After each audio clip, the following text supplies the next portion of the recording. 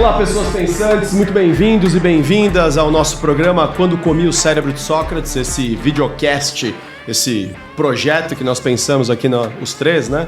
Para termos um fórum onde a gente conversa, fala sobre temas do cotidiano e tal. Mas hoje eu queria sair um pouco do protocolo e fazer algo diferente, né? Todo programa a gente tem ali um tema principal, a gente, né, combina antes um tema principal. Eu queria fazer uma espécie de experiência aqui hoje, que a gente falasse sobre... Vai aprontar com a gente. Não, a gente até meio que combinou um pouquinho antes, né? Não é tão espontâneo assim. De alguma coisa aqui. Mas é quase uma cobaia, assim. Vamos conversar um pouquinho? Em vez de gravar aquele podcast meio que com pauta e tal, vamos só conversar? Eu acho que a minha proposta aqui é mostrar para as pessoas e provocar as pessoas a importância do conversar. Do conversar, do ter alguém né, para quem você fala as coisas que são importantes para você e essa pessoa te escuta.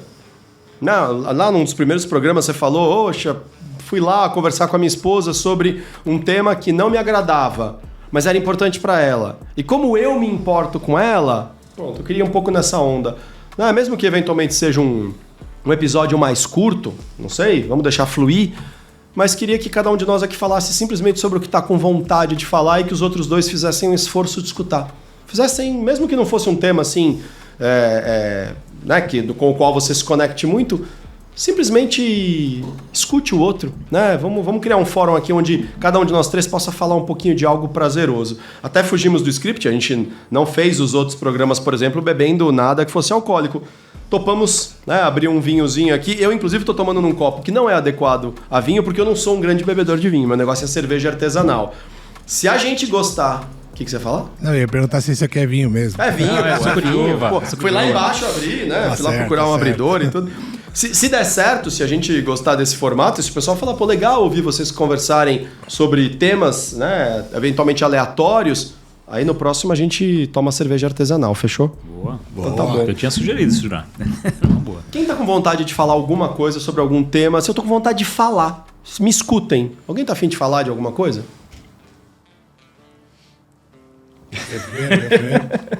Você pode ir primeiro, Pelo. Vai lá. Não, a gente estava discutindo antes de começar as nossas gravações de coisas que a gente talvez tenha, vamos dizer assim, que dilata a pupila. Dilata a pupila, gostei. Né? Uhum. E uma das coisas que me dilata a pupila são carros, por exemplo. Né? E carro hoje em dia, a depender da geração, nem é tão importante assim, né? Mas tem toda uma história da indústria, né? Tem uma história de criar o desejo, ou que você, às vezes, no passado, viu que aquele carro foi parte de um momento da sua vida, assim, que significou demais, né? Eu, por exemplo, quando eu era pequeno, bem pequenininho, o meu pai sempre muito esforçado e tal, trabalhava em 2 empregos e foi estudar e resolveu ser dentista, estudo na USP e tal. E, porra, ele tinha um Fusca, né? Um Fusca que ele comprou lá com muito suor, acho que era 1968 o Fusca, e tudo podre, né? Sabe assim? Eu ficava pensando, se carro for isto, eu não gosto de carro, né? Tinha buraco no assoalho, sabe essas coisas, né? De mareira de primeira viagem. E depois ele conseguiu um pouco mais de condição e tal. E eu lembro que ele teve um Corcelzinho GT, sabe que era um... Corcel GT? Um Corcel 1, né? É isso que eu ia falar, eu lembro do Corcel 2. O 2 era maiorzão, né? O 2 era chique. O Corcel 1, meu pai ele tinha um Corcel 1 também, que ele tinha um cavalo na frente, assim. Isso, que lembrava um pouco da Ferrari, né? Ou do Mustang, né? Assim, mas eu lembro que eu tinha... Meu pai ele tinha... Eu não lembro qual era a cor do carro, mas eu lembro disso, que tinha um carimbo ali, um carimbo não, tipo um logo ali com o cavalo nele. E eu tinha, cara, acho que 3, 4 anos de idade. Isso marcou, cara. Eu lembro do carro. E no volante tinha um destaque, assim, no centro, onde era a buzina, um GT, assim, bem destacado. Tinha reloginhos de... De Gran Turismo, GT? É mesmo? Sim, Gran Turismo. Eu falei brincando. Tinha reloginho de medidor de pressão de óleo, de altímetro, né? De altímetro não, de voltímetro, né? Enfim, era um carro esportivo para aquela época, né?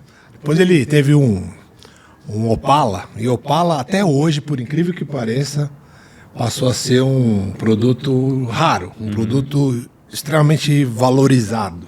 Na época já era e nunca deixou de ser, né? Tem carros, tem Opalas hoje, que custam quase 100 mil reais. Um carro de quê? De 50 anos? De idade, assim? Fácil. Que paradoxo, né? 40, 50 anos, enfim. E são raridades, né? Porque muitos deles são restaurados, mas outros são originais. Então quem conseguiu guardar um carro desse tem uma mini fortuna na mão. A gente estava falando sobre os outros carros mais modernos, né? E aí foi a geração que eu vivi nos carros, né? Eu dirigindo os carros, né? Então falamos do XR3, né? Falamos do Cadete GSI, o conversível, eu tive um. Incrível, cara. Carros assim que hoje, comparado com as tecnologias e com tudo que tem no mundo moderno aberto, né? Carros importados, é mais um carro. Mas para aquela época era um negócio assim, como se fosse um carro de outro planeta. Já tinha painel digital, né? Isso pré-color, né? Não tinha ainda o mercado não tinha aberto, né, para importação. E o carro era um carro nacional, né? Feito no Brasil, né? O próprio Gol GTI, né? Que era um sonho de consumo, é um carro esportivo, com injeção eletrônica, né? Carros desses hoje que chegam a custar 200 mil reais, cara. 200 mil reais. Um carro que supostamente está ultrapassado em termos super, né? Ultrapassado pra caralho em termos de tecnologia, super, né? Mas assim, tem um grupo de amantes, né? Não diamante. Não importa qual é o preço do carro, né? Importa o valor. Exato, é uma coisa alguém tá disposto a pagar, que né? toca na emoção de alguém, né? É aquilo que vai no coração mesmo. E aí as pessoas estão dispostas. Se tem gente cobrando na internet, né, por um carro impecável desse de época, como o Gol GTI, 200 mil reais, é porque tem gente pagando. Claro. Né? Então eu acho que são coisas que dilatam a pupila. Mas, de novo, eu vou fazer outras provocações aqui para vocês, porque o carro é uma delas, né? Eu não sei o que dilata a sua pupila em termos de fazer algo que extrapola o seu profissional, extrapola o seu dia a dia, que você de verdade dedica tempo. Puta, cara, eu adoro estudar a história da música brasileira. Eu não sei tocar nada. Tentei aprender violão, toquei piano quando era criança, assim, mas pequenininho, depois logo enjoei. Lembro que não trocava o livro, sabe? Molequinho, assim, 6 ou 7 anos. Eu não quis continuar. Depois tentei, né, como eu falei, aprender violão, guitarra. Cara, não levo jeito, não levo mesmo. Percussão, não consigo manter ritmo e tal. E, puta, gosto de cantar, mas sou desafinado, não... Enfim. Puta, cara, mas eu adoro estudar a história da música brasileira. Cara, eu tenho, sei lá, 200, não mais, deve ter uns 300 livros, assim, desde biografia de artistas, ou livros que falam também de períodos da história, ou de gêneros e tal. E eu morei em Portugal de 2001 a 2003, né? Eu fui pra lá pela Diageo, né? Acho que você ainda tava na Diageo nessa época, né? 2001. Sim. Eu fui pra lá em setembro e voltei, acho que abril, maio de 2003. Quando eu voltei, eu fiquei meio perdidão, né, aqui, porque muitos amigos também tinham ido morar fora do Brasil, alguns tinham ido para a Austrália, Londres, enfim, alguns Estados Unidos e tal, e meio perdido. E logo que eu cheguei, acho que umas 2 semanas depois, eu vi na Veja São Paulo que ia ter um curso de História da Música Brasileira com o Zusa Homem de Melo. Foi um produtor importante musical, produziu inclusive festivais, né, os festivais da Record e tal. Eu já gostava muito de música brasileira, minha mãe gosta muito de música brasileira, assim, eu lembro dela ter muitos discos de Chico Buarque, Caetano Veloso, ela apaixonadíssima por Elis Regina, Maria Bethânia, tal, essa turma que se convencionou chamar de MPB, que não é um gênero musical, né, meio que um rótulo. Mas quando eu voltei e teve esse curso, eu falei, puta, que legal, né, vou lá xeretar. E fiz o curso com ele. Ele era uma sumidade, o cara viveu, né, boa parte daquilo que ele estava contando. Mas ele não tinha muita didática, então ele apresentava as coisas com retroprojetor, numa época que já tinha data show, PowerPoint e tal. Ele falava assim, não façam perguntas durante a aula, guardem as perguntas para o final, para eu não ser interrompido, né, e tal. Beleza. Acabava a aula, ele pegava a pastinha dele e saía do palco, porque a aula foi num teatro ali, no teatro, na Nestor Pestana, ali, o Teatro Cultura Artística. Ele largava a gente ali, né, umas 100 pessoas sem responder.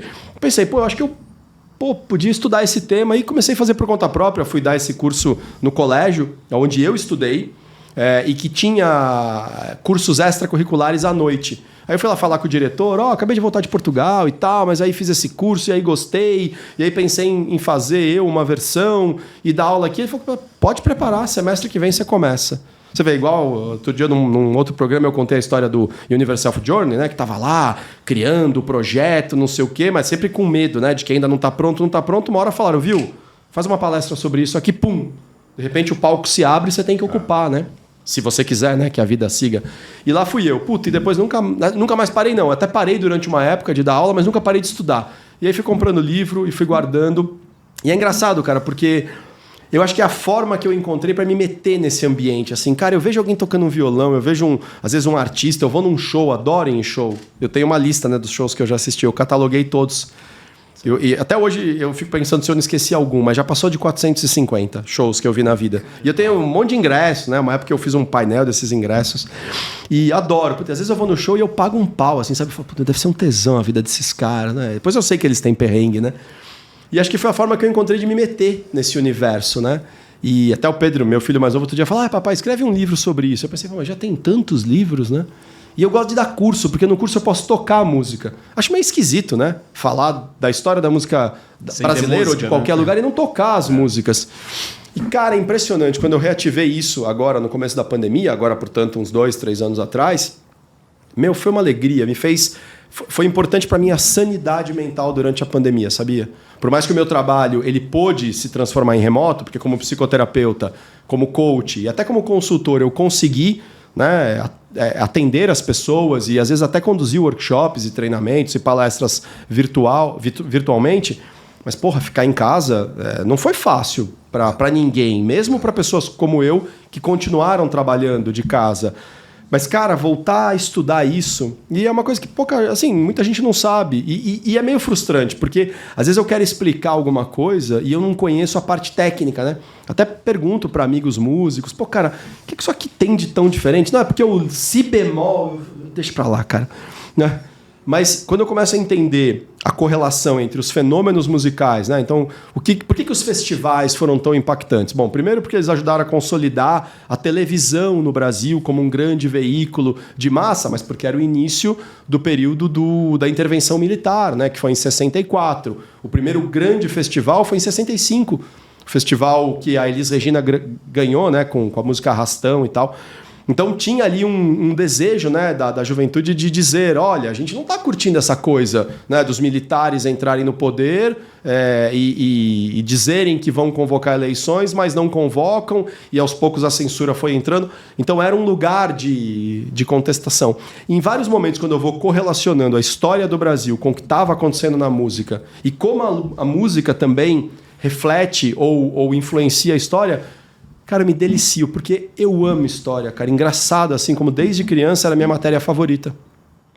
Enquanto muita gente tinha dificuldade, é uma matéria que assusta muita gente, né? Não sei vocês como é que eram na escola, mas é uma matéria que muita gente tem medo. Ai, não vou conseguir decorar e tal. Para mim nunca foi decoreba, para mim sempre foi entender a sequência dos fatos. E aí eu acho que na música brasileira eu encontrei a consolidação de um monte de coisa. A paixão pela manifestação cultural música, a paixão pela história do Brasil, participar, né, de tudo isso de alguma forma. Enfim, cara, assim, é curioso, porque eu podia ficar aqui acho que 10 horas falando para vocês de momentos da música brasileira, de como é estudar, de quantas madrugadas eu simplesmente peguei um livro e fiquei ali vendo partes da história da música brasileira que eu ainda não tinha. Imagina, aonde eu consolido essa informação toda é um PowerPoint, uma apresentação de PowerPoint, né? Que às vezes tem conteúdo, às vezes tem foto, às vezes tem música. Tem 1.400 slides essa apresentação. Caramba. Primeira vez, sei lá, eu lembro que tinha 600, quando eu montei a primeira vez o curso, acho que eu dei em 16 aulas lá no colégio. Depois fui aumentando, e eu lembro que quando eu parei e fiquei um tempo sem estudar, tinha parado em 900. Desde que eu comecei a retomar agora e fui acrescentando coisas, às vezes uma música a mais, que na época não me chamou a atenção e tal, porque como é que você escolhe, né? Que música é relevante ou não? Todas as músicas são importantes. Por exemplo, sei lá, Alceu Valença tem um monte de sucessos, mas eu vou falar de todas as músicas dele que fizeram sucesso? Não. Eu vou falar talvez da primeira, onde ele, né, surgiu para o grande público, de alguma outra que influenciou um grande contingente. Então você tem também uma escolha arbitrária, né, do que é que você vai apresentar. Cara, mas eu era capaz de ficar aqui 10 horas falando para vocês da correlação histórica, ou do artista, ou da importância do artista, e você falou do que dilata a pupila. Cara, assim, você estava falando de carro. Eu fiquei pensando aqui, porra, dos programas todos que a gente gravou, esse momento acho que é o que ele tá falando mais empolgado, né? A hora que ele tá falando do carro. Não que os outros temas não fossem importantes. Nós falamos já de coisas super importantes, mas talvez a gente tava mais preocupado em ser consistente, A hora que você começou a falar do Gol GTI e tal... Ou foi o carro ou foi o vinho também, né? Ou foi o vinho, talvez. Eu tô me vendo aqui agora, tipo, nos outros programas estava preocupado em talvez falar um pouquinho mais devagar e tal, para poder respeitar a audiência e não parecer ansioso. Eu comecei a falar de música aqui, eu acho que eu vou assistir depois, eu vou dizer, meu Deus, eu destrambelei a falar. Foda-se. Eu tô falando com prazer, eu tô assombrado pelo tema, minha pupila dilatou.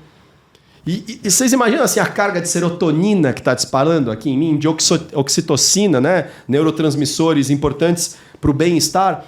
Eu estou energizado, eu estou falando rápido, eu estou falando forte, eu estou atropelando as palavras, porque eu estou feliz. Eu estou achando um tesão falar disso para vocês. Né? De verdade, dilata a pupila. Cara, de verdade, assim, tipo, eu gosto desse tema pra caralho. Gosto de outras coisas, mas veio esse, assim, você aprendeu a falar de outra coisa, inclusive. Mas na hora que você falou, eu pensei... O que tá pedindo passagem agora? Puta, fala da música. Fala da sua paixão pela história da música brasileira. Né? É isso, é isso, cara. E tenho certeza que eu vou assistir o vídeo e vou dizer, meu Deus do céu. E você, Julião? O que dilata a pupila? O que dilata a sua pupila? Revele-se. Vixe, cara, não...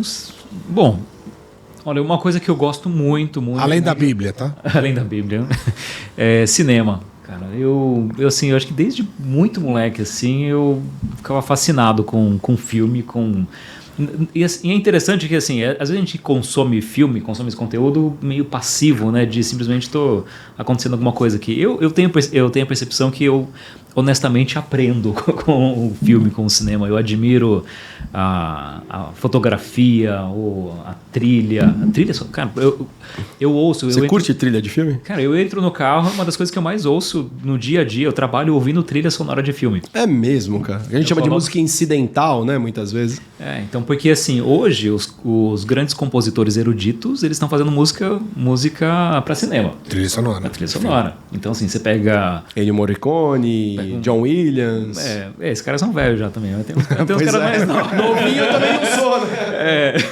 Quem são os caras novos? Eu não tenho essas referências, assim, de trilha. Hoje um dos caras mais tchanãs é o Hans Zimmer.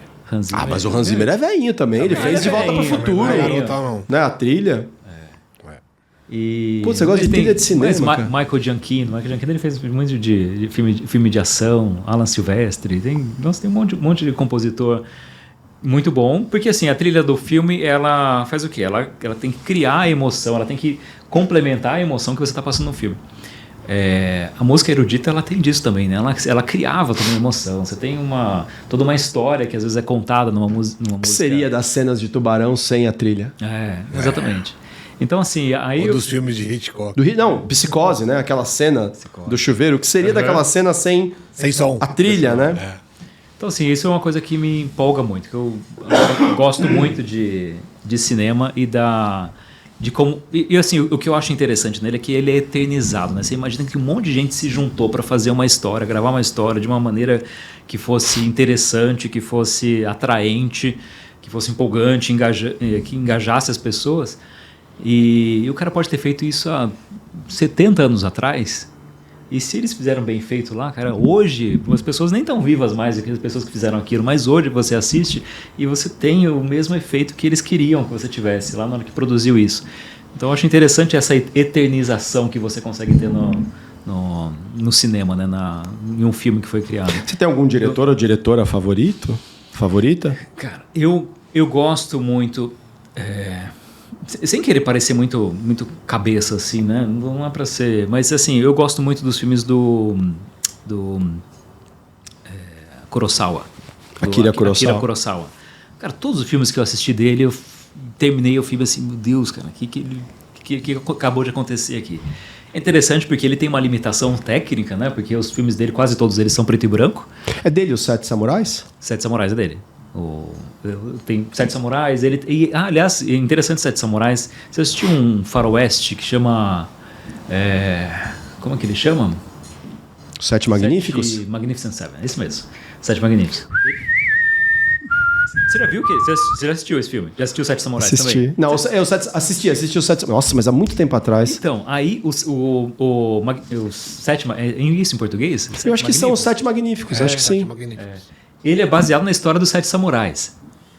Eu não lembrava disso. A história dele é basicamente a mesma, né? Você tem lá uma comunidade em que tem sei lá, uns bandidos lá que estão ameaçando ele. Você tem os 7 cowboys lá, né, no filme mais recente, que eles se juntam para defender essa cidade. 7 Samurais é exatamente a mesma história, só que ele transporta isso para o faroeste. Aí depois eu fui ver, tem outros, acho que uns 3 ou 4 filmes do Kurosawa que eles fizeram a mesma coisa, transformaram de samurais para faroeste. Então, assim, o Kurosawa, por exemplo, tem um filme que chama... acho que é Run, que eles têm tem acho que um julgamento. Está tendo um julgamento. Uma pessoa contou que teve algum crime e tudo mais lá, e ele vai mostrando várias faces desse crime. Então, assim, é uma pessoa contando essa história, e aí ele vai representando esse crime, mas diante de perspectivas diferentes disso. E, cara, é um filme em preto e branco, tá chovendo no filme, e assim, você fica do começo ao fim, assim, super engajado, emocionado com aquilo. Eu falei, cara, como que o cara consegue fazer isso, né, com toda a limitação técnica que eles tinham? Então, assim, eu adoro cinema, cara. Você já assistiu? Bom, eu vou te perguntar, não leve a mal se parece óbvio a pergunta, mas já assistiu O Sétimo Selo, de Ingmar Bergman? Eu assisti. Sabe que a morte joga xadrez com o personagem? Sabe que eu assisti recentemente esse filme? Foi, acho que, ano passado, retrasado. É preto e branco. Não é assombroso o que ele consegue fazer ali, cara? O contraste de cores sendo um filme preto e branco. Um outro filme que eu gosto muito... Falando desses filmes, eu gosto muito de filme recente também, mas depois eu falo deles. É de Chaplin. Cara, você gosta de Chaplin? The Kid, sabe? The Kid do chama o Garoto mesmo, né? A tradução em português. O Garoto do Chaplin. Cara, eu acho fenomenal esse filme. Porque, assim, ele tem, acho que meia hora, o filme.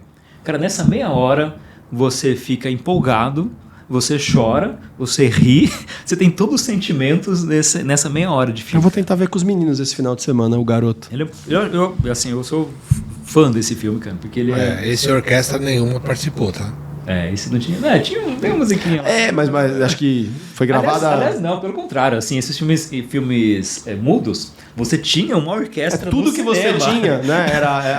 Mas será que tinha no Chaplin? Tocava ao vivo, cara. Era um barato. As orquestras tocavam durante o filme, porque não tinha sonorização junto com a gravação. Okay. Por isso tinha que botar os músicos ao vivo. No Brasil, as salas de cinema, inclusive, punham músicos antes na porta para atrair o público e depois, durante a sessão, tocava-se algum tipo de música para não ficar chato, né? Pra você não ficar só com a imagem, né? E recentemente, aquele primeiro programa que a gente gravou, eu acho que a gente voltou para casa e você comentando sobre o Homem-Aranha, o último, não foi isso que você tinha assistido? O Homem-Aranha no Aranhaverso. Eu fiquei assombrado, essa quantidade de cenas. Incrível, né?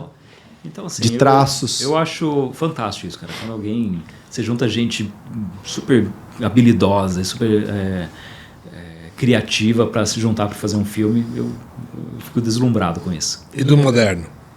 Moderno? Dos filmes modernos, o que você curte? Cara, eu comentei sobre esse filme A Baleia, eu falei outro dia com o Danilo. Que eu ainda não vi, preciso ver. Ele é um diretor que eu gosto bastante dele, ele chama Aronofsky, como que é? Aaron Aronofsky. E meio perturbador, todos os filmes dele são perturbadores, mas eu gosto muito dele também. E fora os blockbusters dele também, né? Por agora deve sair aquele Oppenheimer do Nolan. Nolan. Todos os filmes dele são fenomenais, eu assisto todos da dele aquele... A Ilha? Não é A Ilha, com... A Ilha é de um... O Leonardo DiCaprio. De um diretor muito bom também. Ele fez aquele... Quem Quer Ser um Milionário? Não é Quem Quer Ser um Milionário. Slumdog Millionaire. Como que chama em português? Não, Quem Quer Ser um Milionário. Quem Quer Ser um Milionário. É isso mesmo. Que é indiano. Tem os atores são quase todos indianos, né? Desse mesmo diretor. Bom, A Ilha. Não, mas esse que é com o Leonardo DiCaprio... Tem um filme do Nolan que o Leonardo DiCaprio é o ator principal e que a história também é muito louca. A Origem. Putz, grilo. Esse filme, assim, eu não sei se é melhor você tomar alguma coisa, né, para expandir a sua consciência antes de assistir ou não tomar. Eu acho que são duas experiências diferentes, porque é uma reviravolta, né? Não, o Nolan, ele fez... O primeiro filme que ele fez, assim, que era um filme mais Hollywood, né, foi Amnésia. Que é com o... Putz, eu não lembro o nome do Guy ator. Pearce? Será? Eu acho que é esse o nome dele? Que ele perde a memória recente, então ele tem que ir escrevendo na própria pele. Esse filme é muito louco. Então, assim, Acho que chama Memento, Memento. o nome original Isso. desse filme, né? Então, assim, ele era o Nolan era quase que um moleque, velho. Ele tinha acabado de sair da faculdade. Puta, esse filme de é muito cinema. louco, esse filme é legal Ele pra nunca tinha caramba. feito nenhum longa-metragem desse tipo, daí ele pegou e caiu esse projeto na mão dele e ele dirigiu esse filme. Pô, é um dos melhores filmes que tem no É muito cinema. bom esse filme. Aí muito bom. depois disso começou a surgir um monte de projeto. Logo em seguida Ele fez a dirigiu- trilogia do Batman, não fez? Ele Cavaleiro fez das a trilogia do Trevas. Batman, É verdade, é fez a dele. Origem. Né? Revolucionou o gênero de filmes de heróis, né? Porque ele trouxe uma coisa mais realista dentro da fantasia, né? Outros filmes modernos, cara, Afonso Cuarón, ele fez o Gravidade, por exemplo. Além de... Com a Sandra Bullock? Com a Sandra Putz, Bullock. Esse filme é visualmente deslumbrante, né? Um outro que recente, não tão recente, mas que chama O Regresso, que é com o Leonardo DiCaprio. Leonardo DiCaprio, cara, eu acho ele um ator fenomenal, cara, porque ele é super... ele fez papéis muito diferentes. Sim. Ficou muito estigmatizado por conta do Titanic lá. Que é um filmaço, hein? É filmaço, mas filmaço. pra mim, Catch Me If You Can, Esse filme é muito legal, né? Demais, Com o Tom cara. Hanks, esse, né? é com o DiCaprio. O Tom Não, e Hanks com- é o cara não é que vai esse, é o que caçar tenta ele. caçar ele, isso, esse que é aí, o policial. E ele verdade. fez esse filme O Regresso. Você assistiu ele? Não me recordo. Ah, fenomenal. É. Lembra dessa frase. Ele é baseado numa história real, esse O Regresso. O cara, acho que, se não me engano, no Canadá, ele estava numa expedição lá, sei lá que ano que era, e daí ele foi atacado por um urso, se não me engano, e o pessoal meio que deixou ele lá porque ele ia morrer. Pô, o cara andou, eu não sei quantos quilômetros, Sim. cara, centenas de quilômetros para poder voltar para algum lugar depois de ter sido atacado pelo urso. E, bom, e conta toda essa história, baseada numa história real. Mas ele lutou contra o urso, né? Não foi isso? Não, acho que mataram o urso. Assim, ele tava com um grupo de pessoas e o pessoal viu que não ia Mas ele se carregar feriu ele. durante a Muito, luta, cara, claro. muito. E mais uma coisa interessante para observar nele, assim, ele começa com chama de um plano sequência, que é um plano sem cortes. Durante uma batalha contra uns índios lá. Pô, a cena é linda, cara. É linda. Não, plano de sequência sem cortes É um plano sequência. Resgate do Soldado Ryan. O início do filme. Não é um plano de sequência sem cortes? Nossa, eu não lembro dele. Que é o desembarque das tropas. Sim. Cara, aquilo é... Fenomenal. Fenomenal. Claro, violento, né? Pesado, se você for olhar no que se baseia. Mas como arte, inacreditável um plano né, sem cortes daquela abertura. E o plano sequência, ele te dá justamente essa... Ele não te dá tempo de respirar. Então, na hora que você usa numa cena de ação, ele traz muito essa angústia do negócio, né? Porque você entra... Você não consegue respirar no meio daquela batalha, por exemplo, né? Bom, mas é isso, cara. Eu adoro cinema. Então, uma última pergunta. Você já assistiu alguma coisa de Luis Buñuel? Cineasta espanhol surrealista? Cara, A Bela da Tarde, com a Catherine Deneuve, você já viu? Não assisti. Ah, recomendo todos verem. Cara, foi a única muito coisa legal. que eu assisti foi aquele surreal lá, Um Cão Andaluz. Um Cão Andaluz. Que é que ele fez com o Salvador Dali, né? que eu entendi É uma porra nenhuma. Eu não experiência entendi visual, nada, né? cara. Mas não é baseado em sonhos. É um filme que tenta reproduzir sonhos, né? Porque é a base do surrealismo, né? O acesso ao inconsciente. Porque o surrealismo, um gênero cultural muito influenciado pela psicanálise, né? Por Freud e tudo mais. Então, eu gosto muito dele, do Buñuel, e gosto especialmente de um filme que mudou a minha forma de ver o cinema, chamado Anjo Exterminador.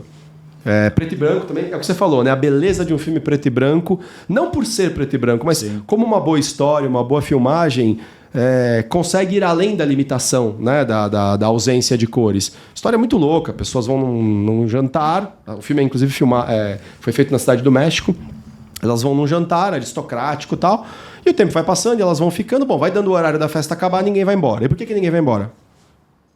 Ninguém vai embora porque ninguém vai embora. Você não foi embora, eu também não fui. E aí vai dando 2, 3 horas da manhã, 4 horas, amanhece. Rapaz, você tá aqui ainda? Ah, tô. E por que você não foi embora? Eu não fui porque você não foi. Por que você não foi? Eu não fui porque o Júlio não foi. E o dia seguinte vai passando e ninguém vai embora porque ninguém vai embora. Só que começa a passar o tempo e começam a acontecer coisas. Uma pessoa se sente mal, mas ninguém vai embora. Aí começa a faltar comida, não sei o quê. Bom, mas também ninguém entra na casa pra ver por que eles não vão embora. E por que ninguém entra na casa? Porque ninguém entra. Como você não entrou, eu também não entra. Cara, e aí o que vai acontecendo? E o surreal disso é muito louco. Você fica, cara, que loucura que tá acontecendo aqui. A cabeça, né, como diz o meu filho Pedro, a cabeça só explode, né? Legal você falar de cinema. O cinema faz a cabeça explodir, né? Exatamente. Ainda dentro de cinema, mas completamente distinto, recente aí teve o lançamento do Missão Impossível 7. Você já foi ver? Sim. Ah, mentira. Você já foi ver? Sim, sim. Nossa, eu não vi. E o que eu queria trazer pra vocês não é a questão do blockbuster, não é a questão do filme em si, que é uma ficção, né? Mas é a disposição do Tom Cruise no alto dos seus 62 anos, fazendo coisas sem dublê. Sem dublê. Tem uma cena, vou fazer um spoiler aqui, que ele salta com a moto de um penhasco e usa uma espécie de paraquedas, não é paraquedas, tem um outro nome, para ele poder sobrevoar e chegar num trem embaixo. Ele fez essa cena. Ele fez essa cena real, sem dublê, 8 vezes. Ô, louco, cara. Ele destruiu 8 motos. O que ele dizia pro diretor, do roteirista do filme, falou assim, não, cara, mas faltou tal coisa. Mas na verdade, ele tava na busca de mais adrenalina. Ele queria fazer de novo só. Cara, incrível. O cara com 62 anos, com mais testosterona, com mais adrenalina, que talvez quando ele fez o primeiro filme lá de Top Gun. 82, 83, sei lá. Você viu uma cena dele, de um desses Missão Impossível, que ele tá grudado por fora de um avião que tá decolando? Tipo um avião grande, assim. Pega um avião... Sim, e tem uma cena que ele faz dos bastidores, né? Que ele fala, agora tem que saltar. E daí, sem dublê. Aí ele sobe, ele decola, imagina assim, um avião desse grande, ele tá colado na porta do avião, do lado de fora, né? Lógico que ele tava amarrado ali, né, pra gravar a cena. E o avião decola, cara. E ele lá grudado no avião, cara. Ainda bem que ele gosta de fazer isso, né? Porque se dependesse de mim pra gravar esses filmes, tá louco. Eu prefiro ficar estudando a história da música brasileira. Mas você vê, tudo isso pra dizer que a gente só fica velho se a gente quiser, né? Porque a cabeça é a base de tudo. Porque se você... O corpo, né, tem a limitação dos seus 62 anos. Mas a cabeça dele é extremamente jovem. E ele faz coisas de malabarismo, né? De se estender, de girar e pular, como ele não tem dublê. Coisas que a gente aqui... certeza que ele faz pilates. Não é capaz de certeza que ele faz pilates. Comecei a fazer pilates no ano passado, esse negócio é bom, viu, cara? É bom, é muito bom. Quando nós abrimos o bar, nós abrimos um bar em Vinhedo em 2019, era um plano B, que não era nem um negócio, era quase que uma experiência, assim, um aprendizado que nós queríamos ter ali, eu e mais 3 amigos. Eu lembro que a gente adotou um mantra ali, uma brincadeira que era assim, poxa, espero que a gente morra jovem, o mais velho possível. Não sei se eram exatamente essas palavras, mas a ideia era essa, né? Porque é isso. Né? A idade cronológica é incontrolável, né? A gente vai a cada ano ficar um ano mais velho. Agora, a gente só vai ficar velho assim de ultrapassado se a gente parar de aprender, né? Se a gente parar de se interessar por coisas novas. E aí eu quero pegar o que está acontecendo aqui agora. Por isso que é a minha provocação para vocês, né? Cada um falar um pouco do que é apaixonado, mas também os outros dois se propuseram, né? Toparam escutar esse terceiro e interagir no assunto desse terceiro. Então nós falamos de carro, depois vocês me escutaram falar de música brasileira, de história, depois nós entramos em cinema e aí, nós dois aqui conectamos e tal. Nós topamos escutar o outro falar. Nós topamos escutar também, nos conectarmos ao outro. E eu acho que essa é uma ótima forma da gente não parar de aprender. Querer escutar o outro. Eu queria provocar 2 coisas aqui, espero que quem esteja nos assistindo tenha experimentado um pouquinho disso e claro, quero convidar, façam alguma coisa parecida. Como é que foi para cada um de nós falar de alguma coisa que é apaixonado simplesmente porque tem alguém escutando? Estou falando de uma coisa que eu amo e tem gente escutando, gente generosamente escutando. E como foi para nós escutarmos alguém falar de alguma coisa e irmos absorvendo? Você falou da história de que os 7 Samurais inspirou os 7 Magníficos, né? Aquela trilha... Que eu acho que é Ennio Morricone que faz a trilha do The Bad, The Ugly and the... Não, The Good, The Bad and the Ugly. Acho é um outro filme, é esse. Não, essa música... É desse filme, a trilha desse filme, os 7 Magníficos. Não, eu sei porque eu tenho a trilha sonora. Essa é Dólar Furado? Não. Bom, então pode ser que esteja em mais de um, hein? Essa que você está cantando é do The Good, The Bad, The Ugly. E o Magnificent Seven, eu não lembro qual que é a trilha dele, mas eu acho que é diferente. Bom, eu tenho a trilha sonora em CD. Nós falamos de CD, né? Pois é. Mas olha que delícia, assim, você tá falando de uma coisa que você gosta. E como foi, né? A pupila dilatou, né? Você abriu um sorrisão, você saiu falando de cinema. Pailu falando de carro, voltou pros 18 anos. Na hora, né? Mais fácil. Mas o mais legal, além de tudo que você trouxe aí de ser generoso e escutar, mas é a escutativa, né? A escuta de verdade interessada, né? Porque aí o locutor se sente abraçado, né? E por se sentir abraçado, ele abre o coração, literalmente, e conta tudo. Tenta imaginar se você está aqui, mas você não está. Ou seja, estou ouvindo, mas não estou registrando. Estou ouvindo, mas não estou nem aí. Tô julgando. Aí acho que o encanto se perde. Nossa, então, pai, você gosta de carro. Porra, mas meu, eu para acho de julgar o outro. Acho que a grande reflexão aqui, talvez numa conversa despretensiosa dessa, é você com seu amigo, com seu parente, com a pessoa de afinidade, quando resolverem conversar um para o outro, que seja genuíno, né? Fala do que você ama, mas escuta o que o outro ama. Você pode até não gostar do que ele gosta, mas você gosta dele, né? Eu acho que essa ponte que você criou lá no outro programa foi animal, cara. Por gostar dele, eu até aceito a música popular brasileira. Claro, não. E você não gosta muito de música brasileira? Não, eu gosto, mas, de novo, eu não sou fã. Não te assombra. Né? Não me assombra. Engraçado, porque eu também não sou fã de carro, falei pra vocês. Mas sabe o que é interessante? É ver a transformação dele, uma transformação saudável, né? A paixão com que ele fala. E é isso. Pera, mas será que eu não posso me apaixonar pela pessoa? Exato. Será que eu não posso me apaixonar pela paixão da pessoa? Eu não preciso me apaixonar pelo tema dela, mas eu posso me apaixonar pela intensidade com que ela vibra quando ela fala desse tema.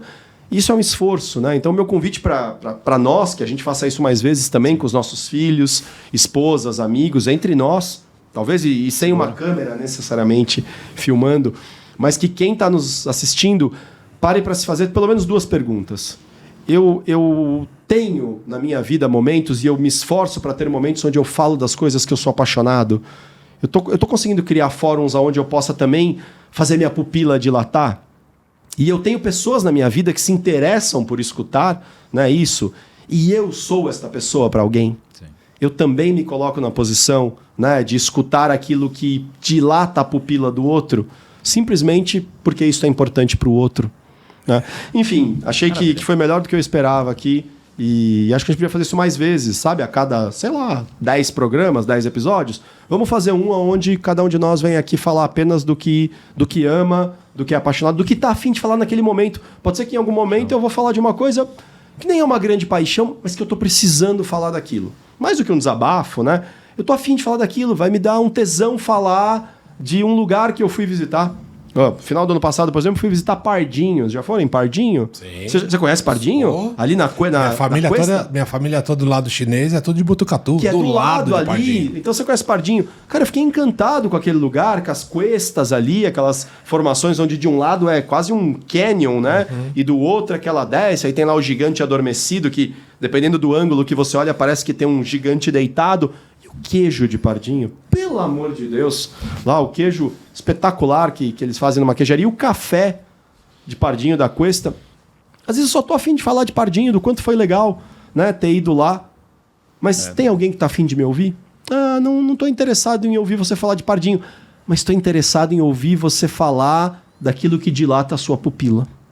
Eu vou pegar essa expressão sua e vou pegar aquilo que o Júlio falou, né? Eu posso não me interessar pelo tema que o indivíduo está falando, mas se eu me interesso pelo indivíduo, então pronto, já tem uma conexão poderosíssima. Já valeu aí, a pena. Boa. E falando de dilatar a pupila, o que a gente leva dessa vida são só memórias, né? Se elas não puderem ser bem vividas, ou não tiver algo que te toca, né? De que valeu? Então, tenta encontrar aí, você que está nos vendo, nos escutando, tenta encontrar algo que dilate a sua pupila. Eu que nem gosto de axé, não é meu gênero. Bom, axé nem é um gênero, né? É um estilo e tal, mas não gosto das músicas tão assim, animadinhas de carnaval baiano, mas vou evocar aqui uma delas, né? Em que momento na sua vida você pode, se não cantar, pelo menos dizer, então diga que valeu? Quem canta essa música? Vocês devem ser. Você é mais carnavalesco que o Asa de Águia? Será? Carnavalesco? Não, nenhum de vocês dois. Ô, Alan, você que tá aqui nos bastidores, você sabe quem canta essa música? Então diga que valeu? De cabeça, não. Acho que é Asa de Águia, não é? Deve ser Asa de Águia ou qual que é o outro? Tem 2 bandas fortes. Asa de Águia e... Chiclete com banana. Chiclete com banana, talvez. Pode ser que seja chiclete com banana. Enfim, mas então diga que valeu. Ache momentos que você possa dizer que valeu na sua vida. É importante, isso recarrega as nossas energias. Mas também ache espaço na sua vida para você dizer para o outro. Diga o que você quiser que vai valer para mim. Sim. Sou uma audiência ativa, né? Para você, especialmente para as pessoas que você ama. Maravilha. Maravilha. Beleza? É isso? Então esse foi mais um episódio de Quando Comi o Cérebro de Sócrates. E hoje, mais do que comer o cérebro de Sócrates, a gente comeu o cérebro uns dos outros, né? Mas com generosidade. Muito obrigado aí por servirem os cérebros de vocês pra mim. Espero que eu tenha servido ali algum aperitivo pra vocês. Muito bom. É isso. Muito bem. Voltamos a semana que vem, então. Vamos ver o que a gente traz de tema pra semana que vem. Muito obrigado. Até a semana que vem com mais um episódio de Quando Comi o Cérebro de Sócrates.